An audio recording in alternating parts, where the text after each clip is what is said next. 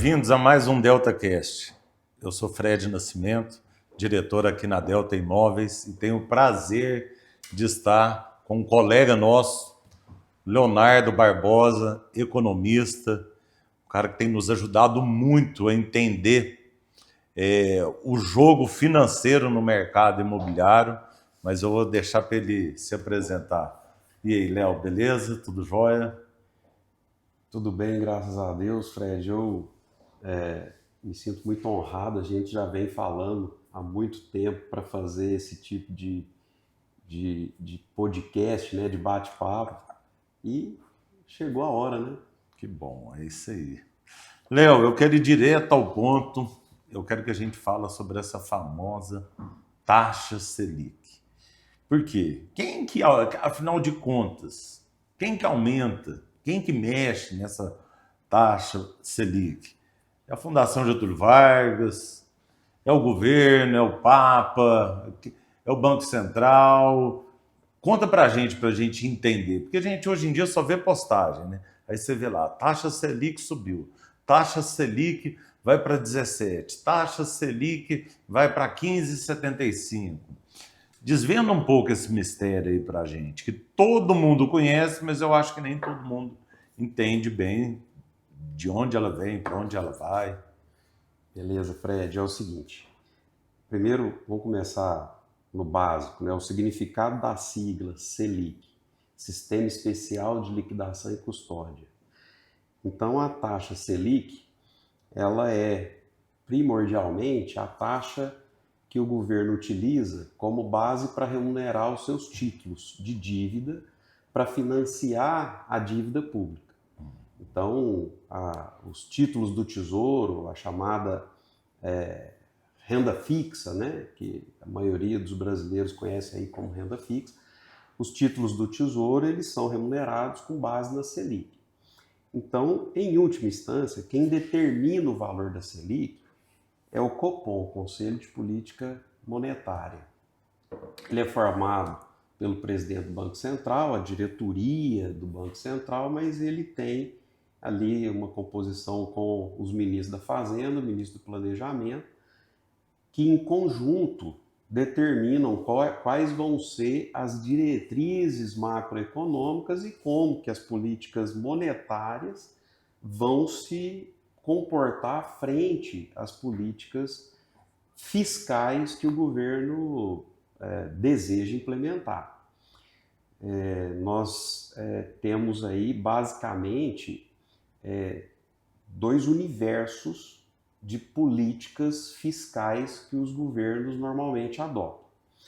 Os governos mais à esquerda, eles adotam e buscam as políticas fiscais expansionistas, que utilizam maior gasto público, então maior transferência de renda, maior incentivo. Eles acreditam que o incentivo à demanda leva a um incentivo à oferta.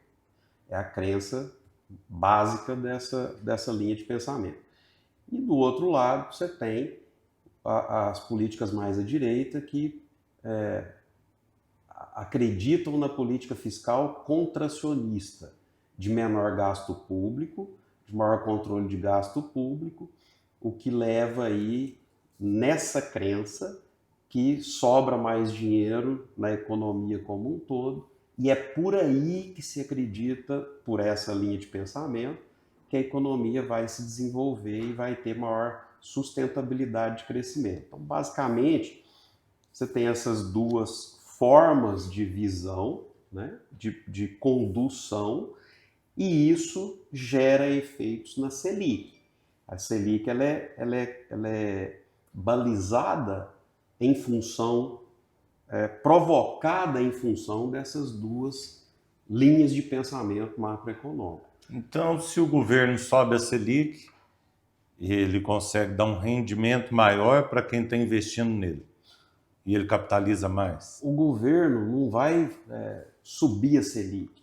As políticas do governo vão levar o Banco Central, através do Copom, Comitê de Política Monetária, a estabelecer os valores necessários da Selic para tanto atrair investidores para os seus papéis, porque quando o governo gasta, o dinheiro vem ou dos tributos, vem basicamente de duas fontes, da tributação, dos tributos, dos impostos que são pagos, e vem do financiamento através da venda de títulos públicos. Então, a política fiscal com maior gasto público, o governo precisa de maior financiamento desse gasto. Ele tem um limite para chegar na parte tributária. Parece que o Brasil já atingiu esse teto.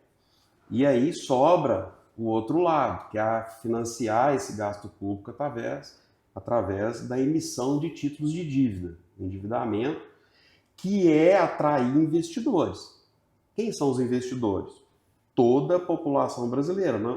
Não temos a ilusão e a informação equivocada, né, que esses são os grandes players da Faria Lima ou da Avenida Paulista, nada disso.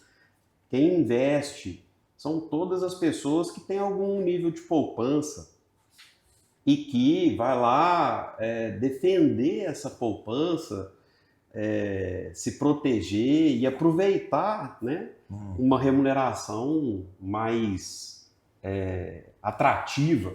Então, todas as vezes que o governo precisa de financiamento, ele precisa de captação de recursos, ele começa a oferecer esses títulos a taxas mais atrativas. E isso tem consequências.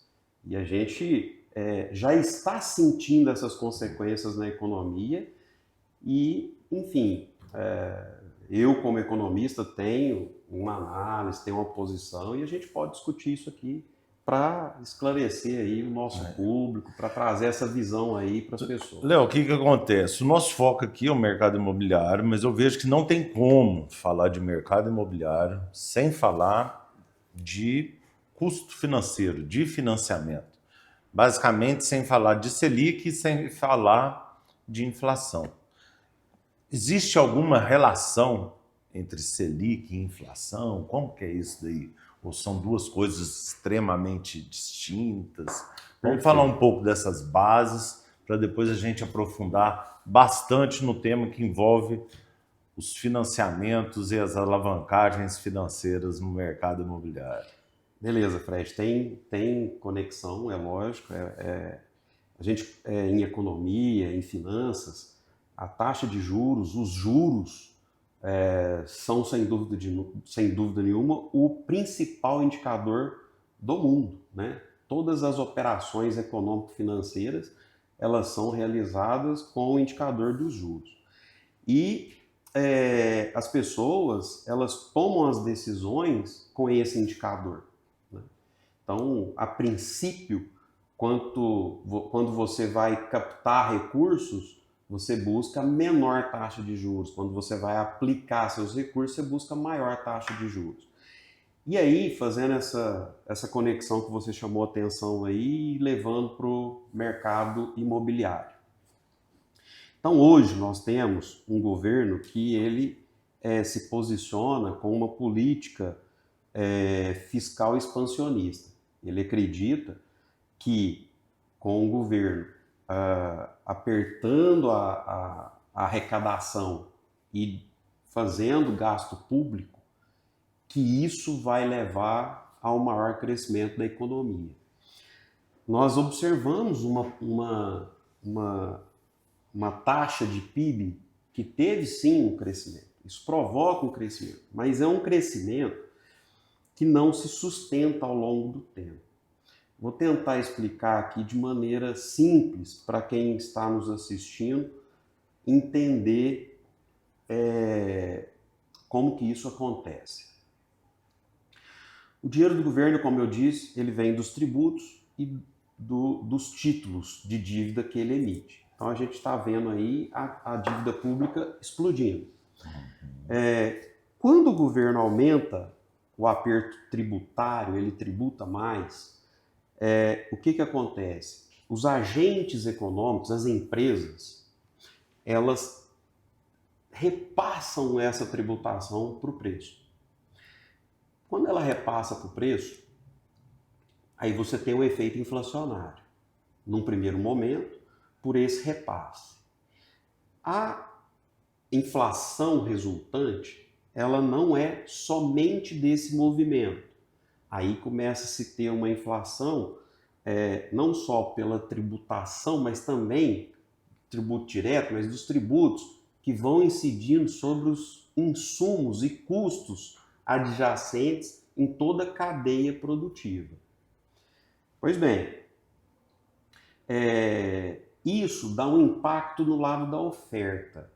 A inflação, se a gente pensar numa balança, onde de um lado você tem os bens e serviços produzidos numa economia, e de outra a quantidade de moeda necessária para circular e transacionar esses bens e serviços produzidos, o equilíbrio ele é desfeito quando você tem menor ou maior oferta de um desses lados.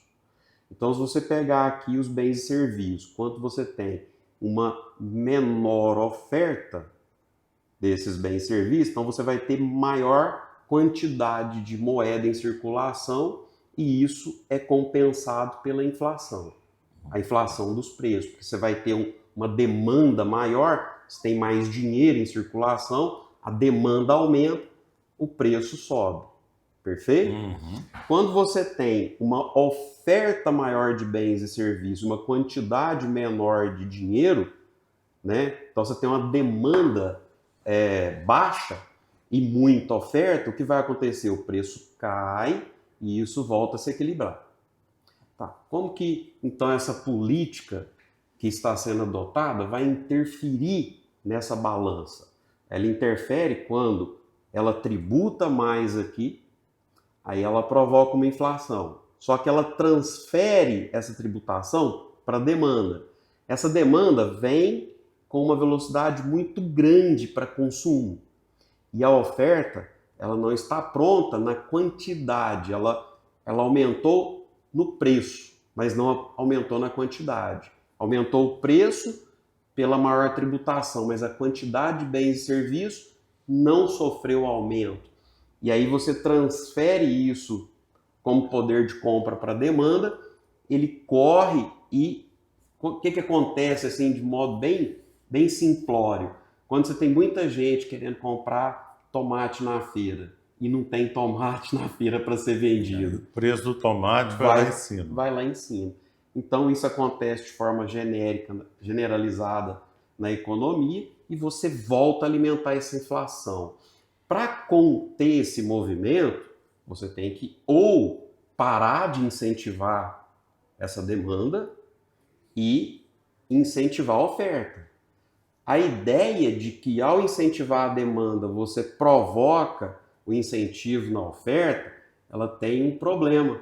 É a questão temporal.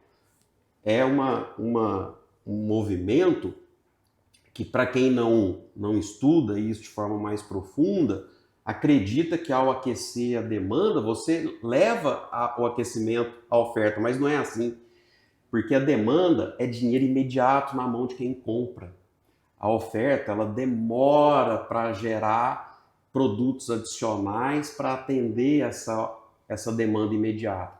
Em poucas palavras, quanto tempo se demora para uma plantação adicional de tomate para atender quem está com dinheiro para comprar agora? Então, essa distância temporal é fundamental para o resultado econômico que nós estamos vivenciando. Pensa-se no curto prazo de uma forma, mas ao longo do tempo isso vai deteriorando a oferta. Por quê? Porque quem está nas empresas, a hora que vai tomar a decisão de aumentar a capacidade produtiva, ele vai refletir isso num espaço de tempo mais longo e não só no curto prazo. Então, como que ele vai tomar a decisão de uma nova máquina? Como que ele vai tomar a decisão de aumentar a produção, de contratar mais pessoas, se lá na frente, ele vai ter isso como retorno e como que ele vai fazer isso em termos de custo de capital para fazer esse tipo de investimento. Porque ao mesmo tempo, olha só como é que o quebra-cabeça vai ficando.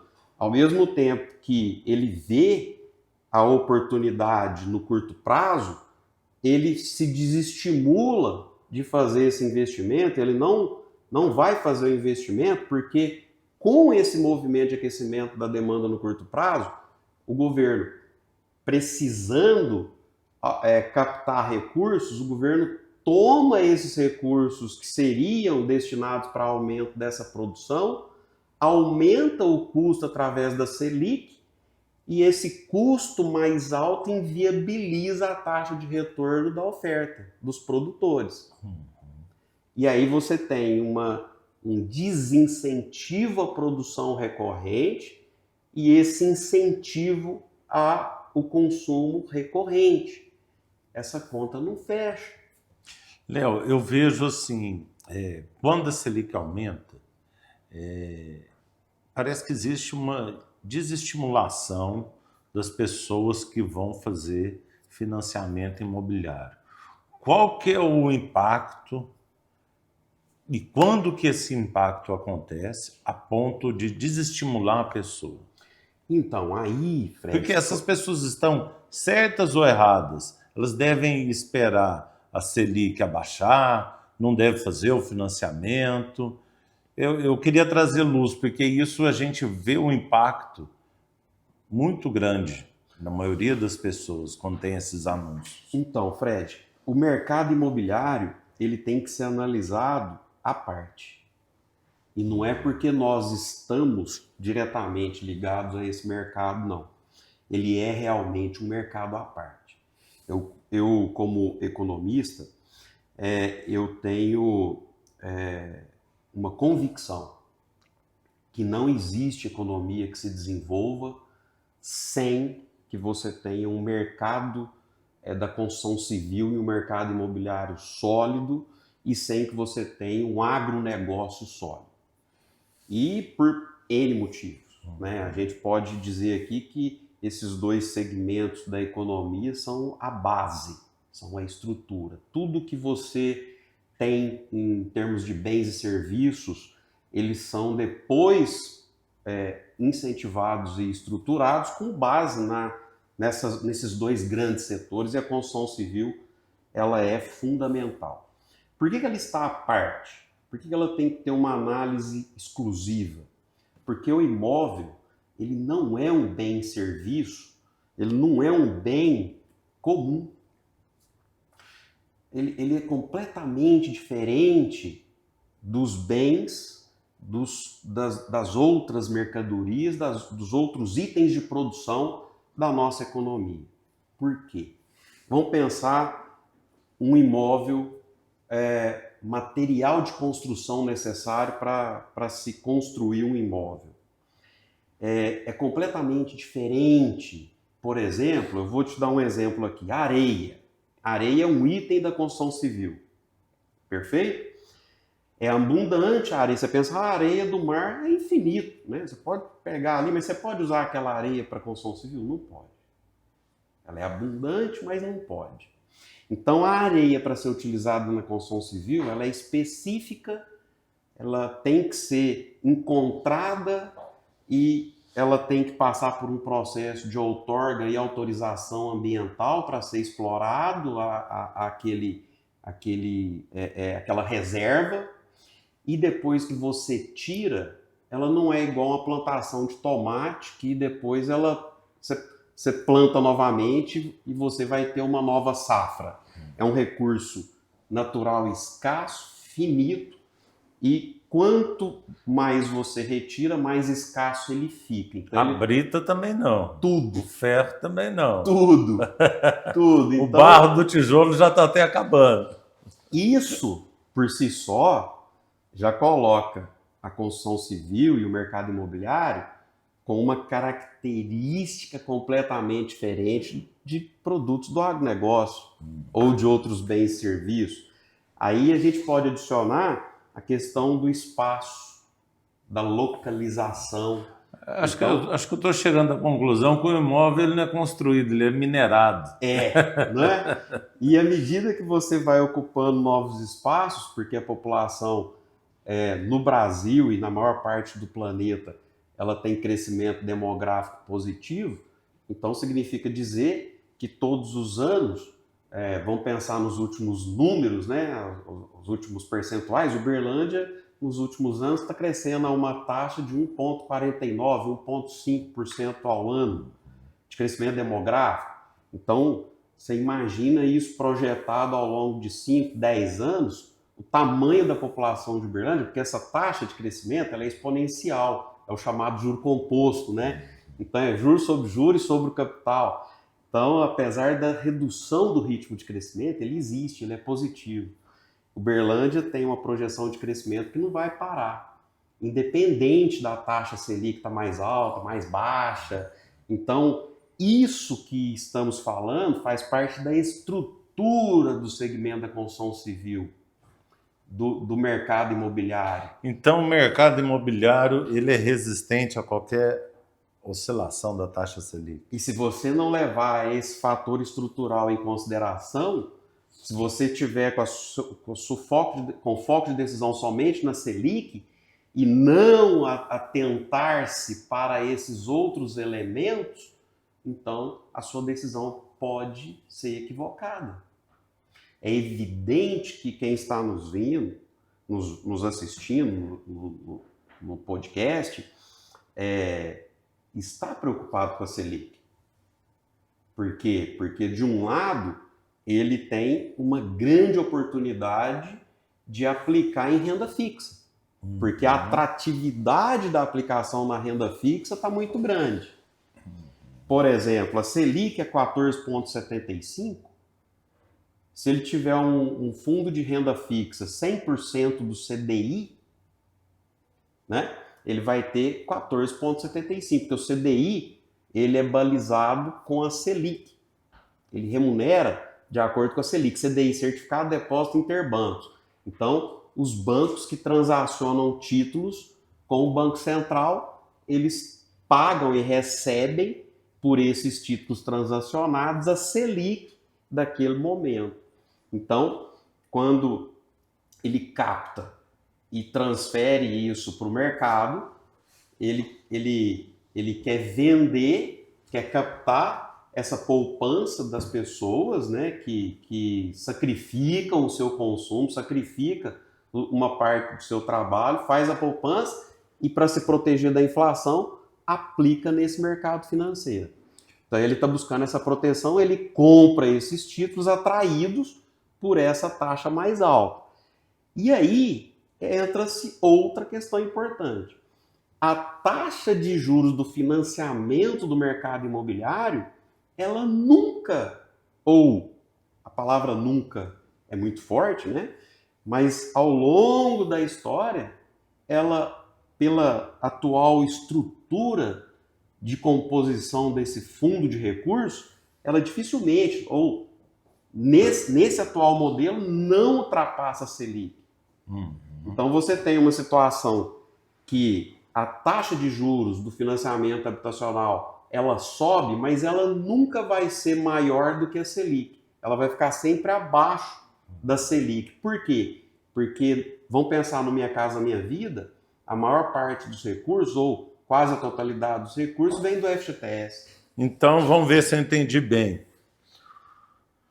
O negócio não é a Selic em si, óbvio, tem um impacto na economia social, né, na economia geral, mas a taxa do banco, estando abaixo da Selic, aí tá ok. A taxa de juro anual que o banco cobra, a gente sabe que tem banco que faz financiamento muito acima de 14,75 ao ano. Mas o mercado imobiliário não. Não. A taxa dele sempre está abaixo da Selic. É o que a gente chama de custo médio ponderado de capital.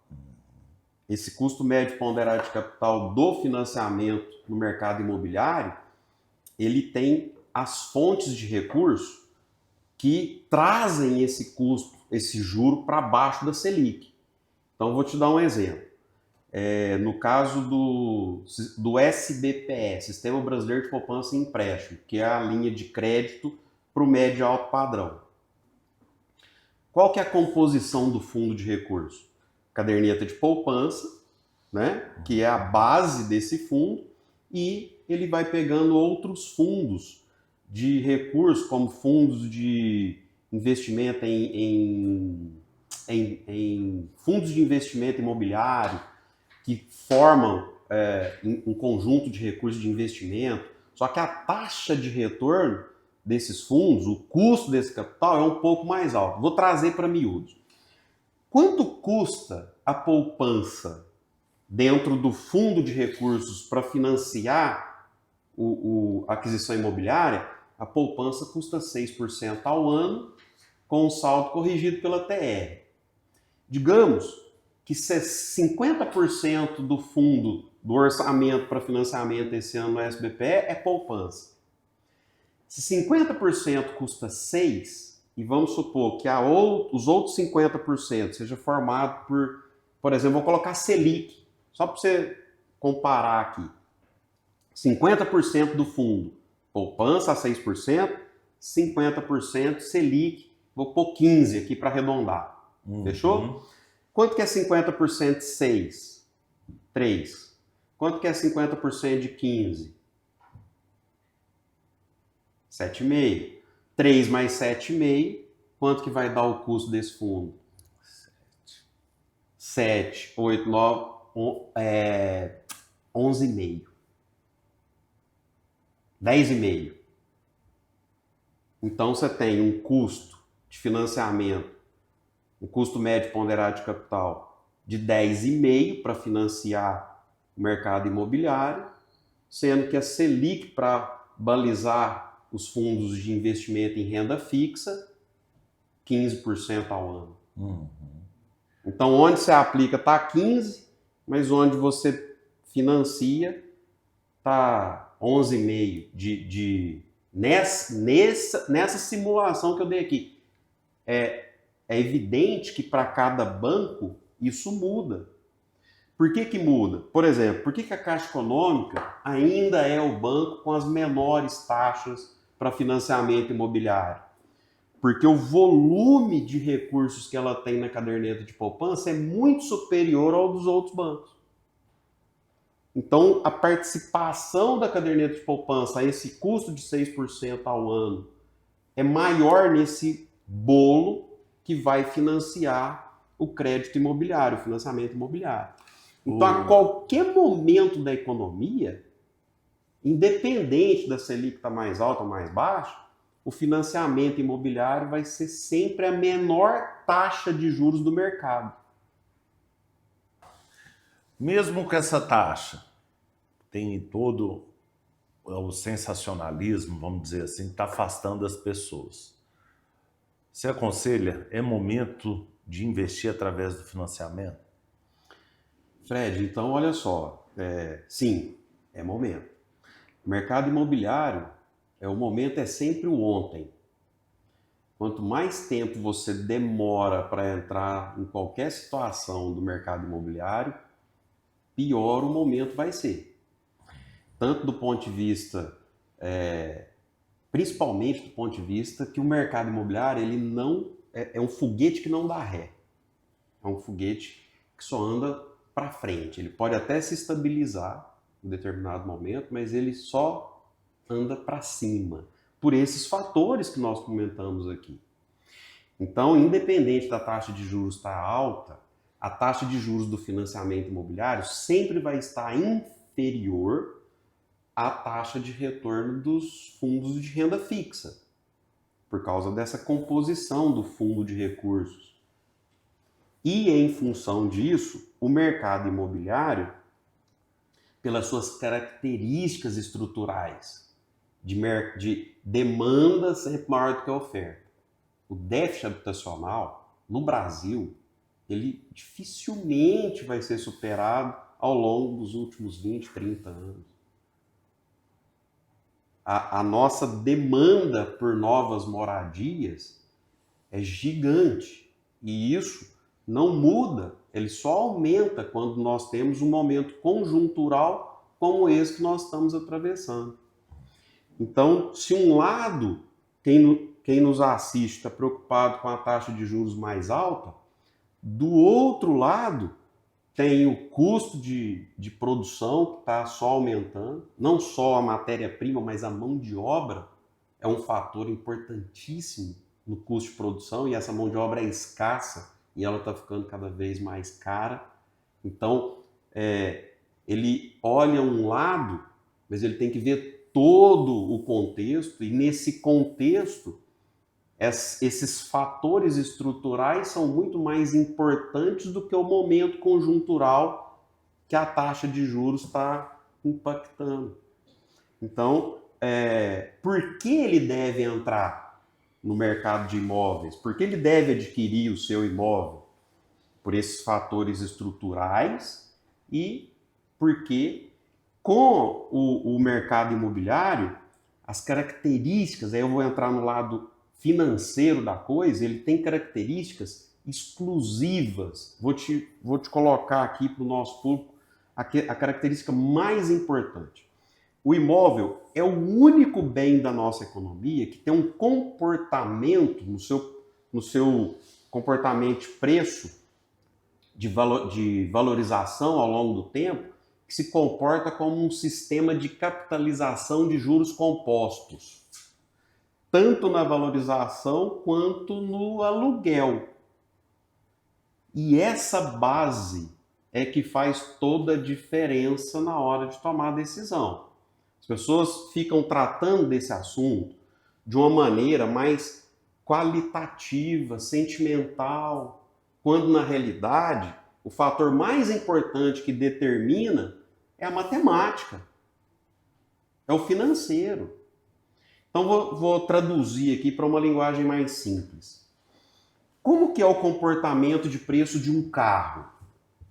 O carro ele é produzido também por produtos escassos. Qual que é o comportamento do preço dele? Você tira da concessionária e já perdeu o valor. Você não consegue mais vender pelo preço da nota fiscal que você tirou ele 0 km.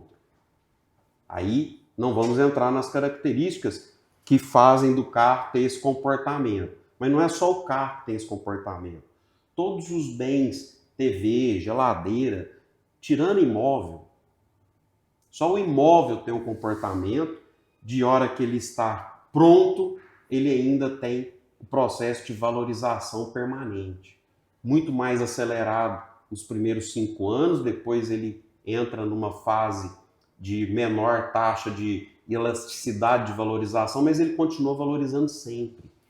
E esse comportamento de valorização do imóvel é sempre uma capitalização, tem um comportamento de um sistema de capitalização de juros compostos. É valorização em cima da valorização do período anterior.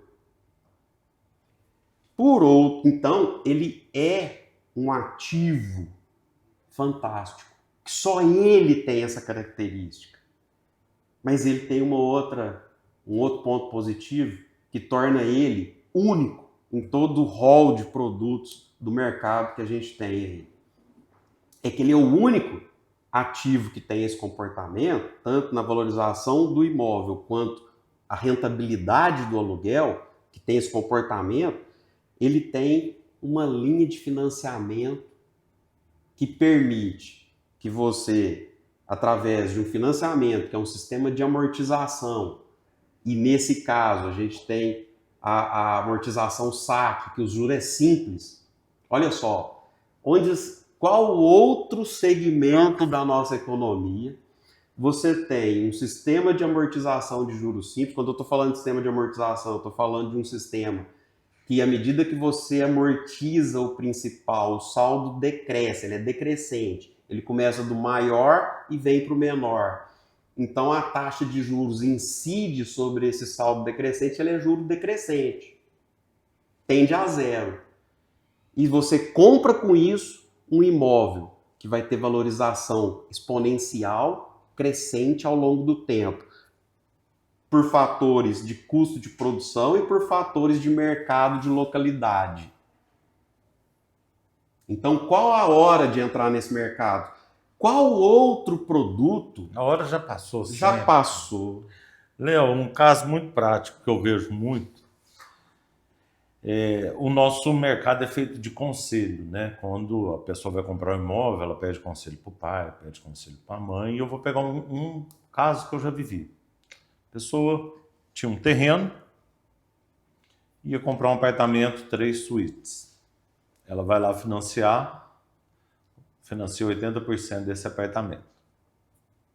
O pai da pessoa virou e falou, ó, coloca o seu terreno na negociação ou vende o seu terreno para você ficar devendo menos. A pessoa foi lá, obedeceu o pai. Vendeu o terreno, ela ia financiar 80%, passou a financiar 50%. Esse foi o conselho do pai. Qual que é o conselho do economista? Então, esse é o nosso grande desafio, quebrar esses tabus, esses costumes, que eles têm validade para várias outras situações, mas pelas características do mercado imobiliário, essa lógica cultural, tradicional, ela não tem validade. Ela está errada. Ela está errada. Por que ela está errada? Mas também, depois eu vou colocar as condições, porque, então eu posso fazer aqui financiamento de forma irresponsável? Não, não pode. Então, existe o equilíbrio aqui. Mas a lógica é que o custo de financiamento imobiliário e as características do financiamento imobiliário, ele é, sem dúvida nenhuma, muito mais barato do que o uso do capital próprio. Por que o conselho desse pai está errado? Porque o dinheiro do filho renderia muito mais se ele estivesse aplicado num fundo que remunera 15% ao ano e ele pegar o máximo de recursos que ele puder dentro da capacidade dele de crédito a uma taxa que hoje aí a gente consegue ainda numa determinada modalidade, ainda consegue até no SBPE 10% ao ano.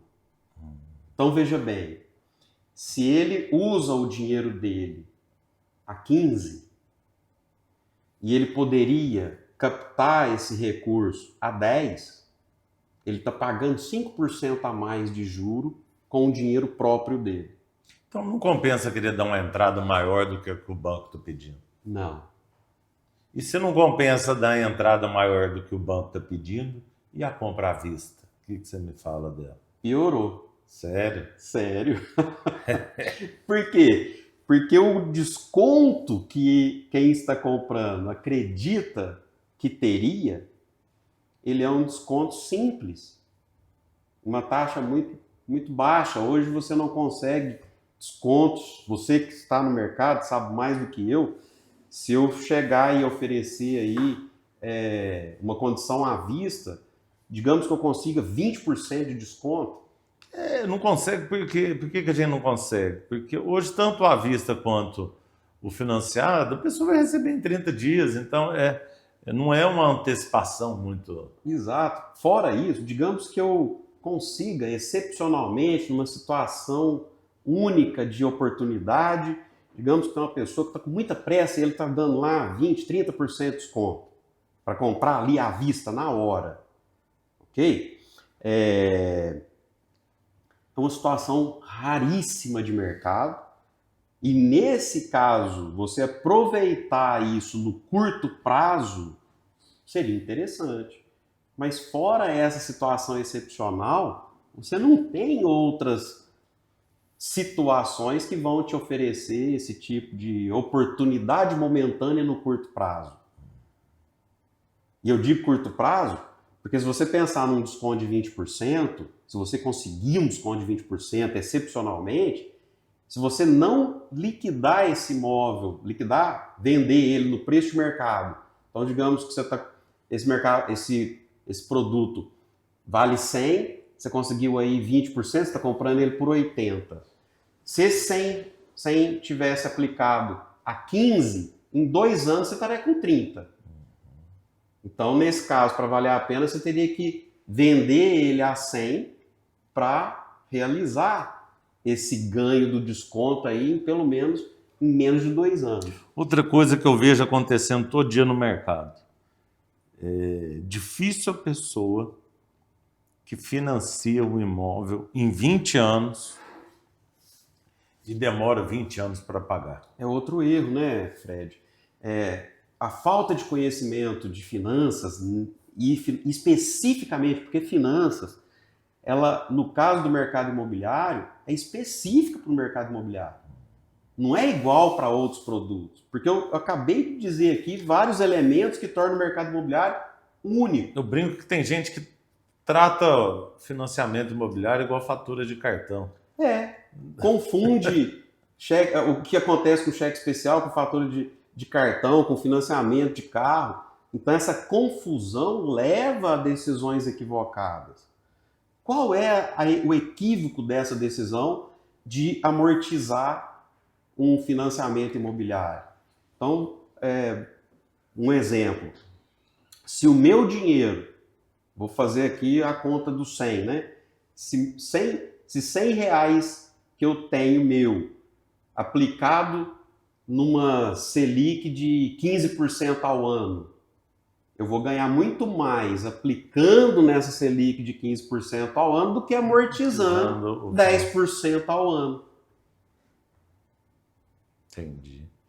Quanto mais capital eu coloco aqui e ele rende muito mais, maior vai ser a taxa de retorno que eu vou ter na operação, porque esse capital rendendo 15% ao ano e eu com um imóvel que também é um sistema de capitalização a 10%, eu aumento meu patrimônio, aumento a taxa de capitalização dele ao longo do tempo, sendo que no caso do imóvel, financiamento, um sistema de amortização a 10% ao ano, ele praticamente se paga. E hoje você não precisa quitar para revender, né? Não amortizar. É tão fácil. Então, fez a dívida, fez o financiamento, deixa ele quietinho. Deixa ele quieto, deixa que o imóvel, através da própria valorização, através do mercado de compra e venda, através do aluguel, ele se paga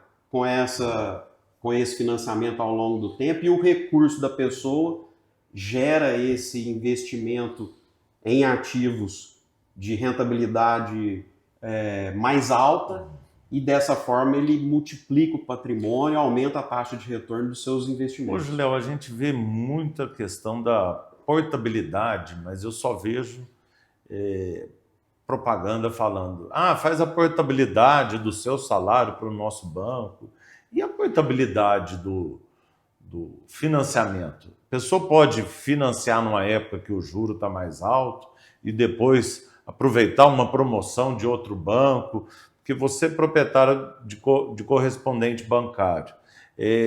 Como que é essa dinâmica? Pode sim. E é isso que às vezes ele não está vendo.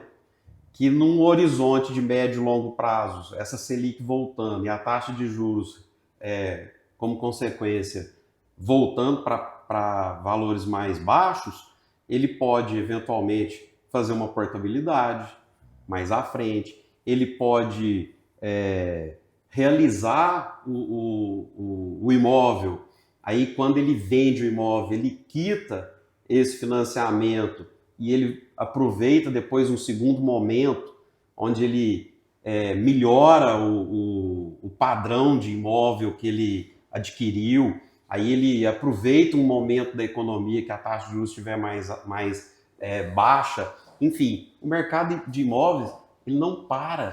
Agora, a amortização do financiamento pelo FGTS.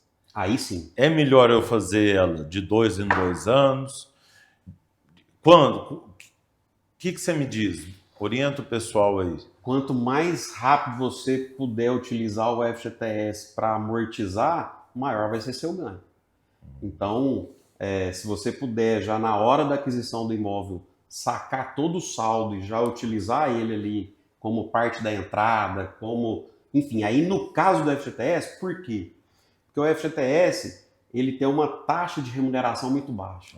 Então, entrada alta é só com FGTS. Só com o FGTS. E a amortização, de quanto em quanto tempo que eu posso fazer para... Do FGTS? Aí essa regra, né, que você... De 2 em 2. De 2 em 2 anos, você... Não compensa eu esperar 10 anos, vou lá e amortizo. De forma alguma. A remuneração é muito pequena. É muito pequena. Você tem que fazer no prazo mínimo que a lei permitir, você... Então essa dica é muito boa. Não vou amortizar com o dinheiro que eu ganho. Não. Vou amortizar só com o FGTS. Por quê? Porque o seu dinheiro do FGTS, ele tem uma taxa de rentabilidade muito baixa. Aproximadamente ali, se não me engano, na faixa de 3% ao ano. Mudou a regra, né? O STF mudou ali a regra, parece que ele acompanha mais ou menos a inflação. Então, se a inflação estiver aí na faixa de 4, 4,5, 5, é o que você vai ter de taxa de retorno no FGTS, sendo que você tem títulos renda fixa a 15. Então, assim, sem levar em consideração a questão de sistemas de capitalização e amortização, a taxa em si já é um grande indicador do que você deve fazer e como você deve se comportar. Onde seu dinheiro rende mais? Amortizando taxa de 10% ao ano ou rendendo capitalização exponencial, juro composto de 15%?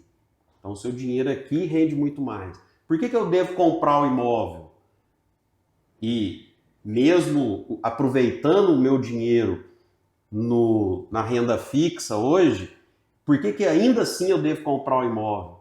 Porque o imóvel, ele tem esse comportamento, ele é um ativo único de sistema de capitalização de juro composto e você pode financiar com um sistema de amortização de juros simples, a tabela SAC. A Price, mesmo sendo as parcelas calculadas a juro composto, sendo um sistema de amortização, tanto a SAC quanto a Price, os juros são decrescentes.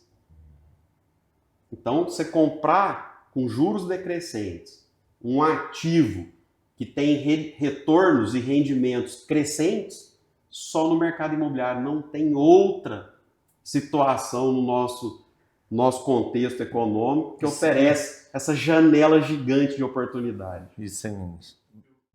Léo, maravilha, muito esclarecedor. Acredito que quem assistir, além de assistir, deve compartilhar, porque as questões que você falou aí, principalmente essa agora de juro composto, o imóvel como um ativo de juro composto, isso é muito interessante. As pessoas não têm essa visão. Então, quero te agradecer muito a sua presença aqui, compartilhar esse conhecimento, mandar um abraço para toda a sua equipe lá da Excelência, um abraço para a Nilda, para toda a sua equipe maravilhosa que nos auxilia nos financiamentos. E, pessoal, muito obrigado por mais um DeltaCast. Você vai encontrar as redes sociais do Léo aqui na descrição. E, assim, uma pessoa super acessível, precisando de um auxílio, de uma dúvida, pode chamar, consultoria, que são muitos anos como professor, né? Exato. É um consultor que realmente a gente gosta de ter por perto.